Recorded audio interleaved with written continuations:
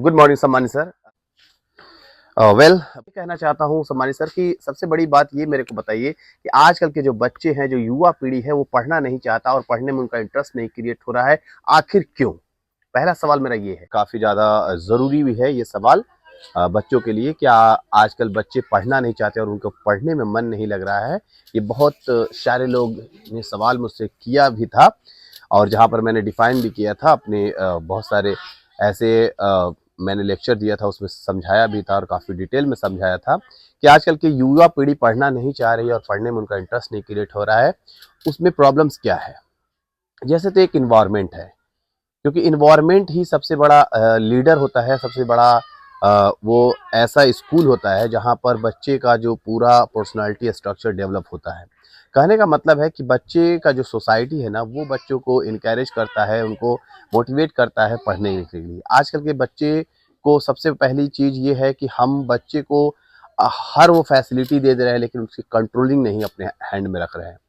Facility दीजिए, facility देने से मैं मना नहीं करूँगा, लेकिन हाँ, कंट्रोलिंग भी अपने खुद की रखिए। जैसे बच्चे ने कहा कि मुझे मोबाइल चाहिए, आपने मोबाइल खरीद दिया। बच्चे बोल रहे हैं बाइक दीजिए, बाइक खरीद रहे हो।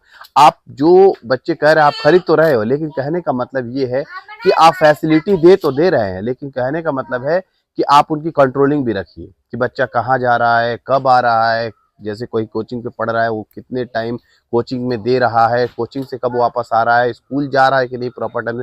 देखिए, पेरेंट्स होना सिर्फ यहाँ तक की नहीं है कि आप सिर्फ पैसा इन्वेस्ट कर रहे हैं, पैसा लगा रहे हैं, ये इतना ज़रूरी नहीं है। पेरेंट्स आज के पीरियड ऑफ टाइम में आपको ये भी देखना पड़ेगा कि आपका बच्चा कहाँ पढ़ रहा है, क्या वो सही से पढ़ रहा है कि नहीं पढ़ रहा है।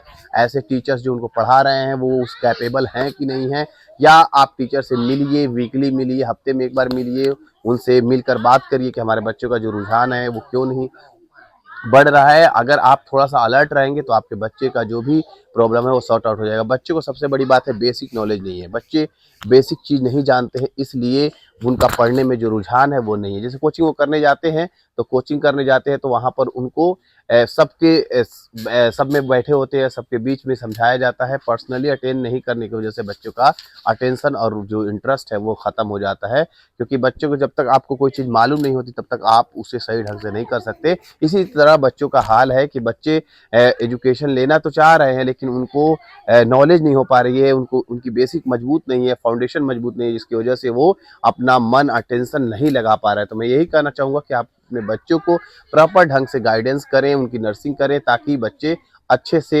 एजुकेशन ले सके। टाइम टू टाइम आप उनके साथ बने रहिए, उनके टीचर के साथ बने रहिए, कोचिंग ट्यूशन क्लास टीचर के साथ बने रहिए। ऐसे जब आप बने रहेंगे, कनेक्टिविटी रहेगी, तो आपके बच्चे का पढ़ने में मन लगेगा ही लगेगा। कि उन लोगों के लिए भी है जो अपने बच्चों को पढ़ाना चाहते हैं, वो इन चीज़ों को अगर फॉलो करें तो होप से उनका बच्चा अच्छा करेगा।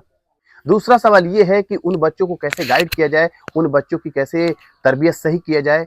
आपका जो दूसरा सवाल है वो काफ़ी ज़्यादा इम्पोर्टेंट है, और बच्चों की तरबियत और संस्कार कैसे की जाए, ये तो देखिए कहा जाता है ना कि घर ही एक स्कूल होता है, और बच्चे ज़्यादातर अपने स्कूल यानी घर से ही सीखते हैं, माँ बाप की एक्टिविटी से सीखते हैं और माँ बाप की जो भी बिहेवियर्स होते हैं उससे सीखते हैं। तो बच्चों के अंदर अगर अच्छी उनको डेवलप करना है, अच्छी संस्कार डालना है, मैनर्स डालना है, तो पहले आप खुद मैनरफुल बने और बच्चों के सामने ऐसे अब्यूज़ वर्ड्स ना यूज़ करें और कोई भी गलत हरकतें ना करें। जैसे बच्चों के सामने झूठ बोलना हुआ, बच्चों के सामने गाली से बात करना हुआ, ये सब एक्टिविटी को रोकें। और बच्चों के सामने किसी पर चिल्लाना या गलत तरीके से बिहेव करना, ये सब चीज़ें आपको रोकनी पड़ेगी। तब वो बच्चे का एक अटेंशन क्रिएट होगा और वो बच्चा प्रॉपर वे में अच्छी मैनर्स को सीखेगा।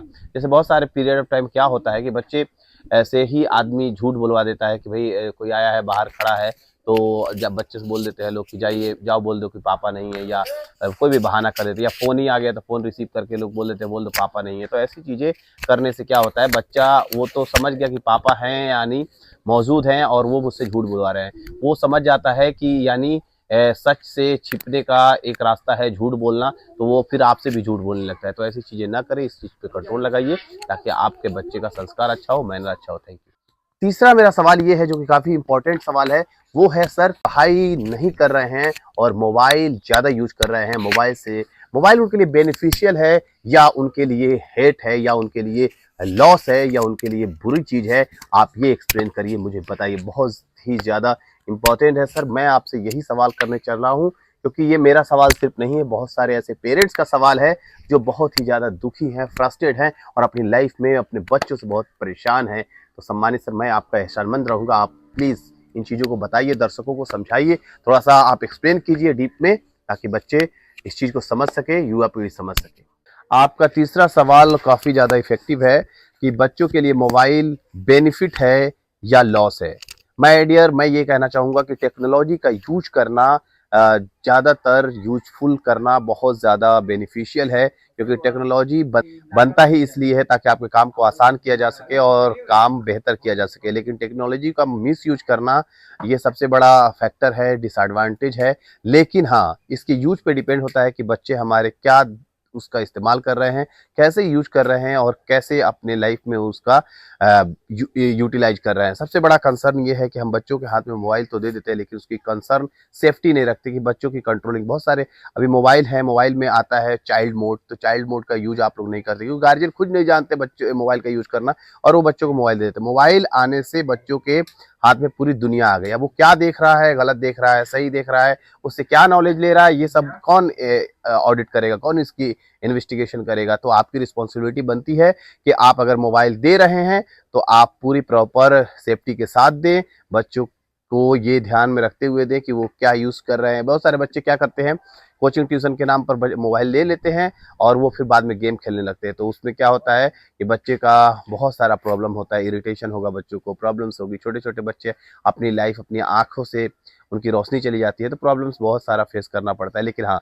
मैं ये नहीं कहूँगा कि मोबाइल गलत है और गलत यूज है, क्योंकि टेक्नोलॉजी का यूज करना आपके कामों को काफ़ी आसान करता है और आपको बेस्ट बनाता है। अभी अभी बहुत सारे ऐप्स ऐसे आ गए हैं, जैसे चैट जीपीटी है और सारे ऐप्स आए हुए हैं जहाँ पर बच्चे बहुत सारी नॉलेज गेन कर सकते हैं और ले सकते हैं मोबाइल के ज़रिए। तो मैं कहूँगा कि आप बच्चों को मोबाइल दें, लेकिन हाँ, कंट्रोल अपने हाथ में रखें, अपने हैंड्स में रखें, तभी आपका बच्चा बेहतर बन सकता है। अगर आपको कंट्रोलिंग नहीं है तो फिर मोबाइल देने की ज़रूरत नहीं है। Thank you.